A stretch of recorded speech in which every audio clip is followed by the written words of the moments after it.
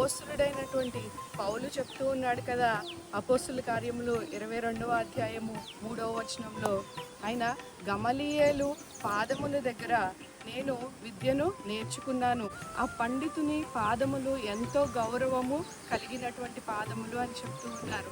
అయితే మార్త సహోదరి అయినటువంటి మరియ గురించి మనం చూసినప్పుడు లూకాసు వార్త 11వ అధ్యాయము 39వ వచనంలో మరియా యేసు పాదముల దగ్గర కూర్చుని బోధ వింటూ ఉన్నది అని చెప్తూ ఉన్నారు. ఆయన పాదముల దగ్గర తను కూర్చుని వింటూ ఉన్నప్పుడు యేసు ప్రభు వారు కూడా చెప్తూ ఉన్నారు కదా, ఈమె కరెక్ట్ ప్లేస్ తను ఎంచుకున్నది అని చెప్తూ ఉన్నారు. మగ్దలేని మరియను చూసినప్పుడు యేసు ప్రభు వారు పాదముల దగ్గర కూర్చుని తన అత్తరుతో ఆయన పాదాలను కడిగినట్టుగా చూస్తూ ఉన్నాము. తన తల వెంట్రుకలతో ఆయన పాదాలను తుడిచినట్టుగా చూస్తూ ఉన్నాము. పాదములకు ఉన్నటువంటి ఇంపార్టెన్స్ మనకు కనిపిస్తూ ఉంది.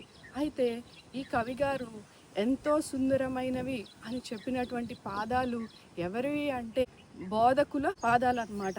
బోధకులు అంటే సువార్త చెప్పేటువంటి వారి పాదములు ఎంతో సుందరమైనవి. ఎంతో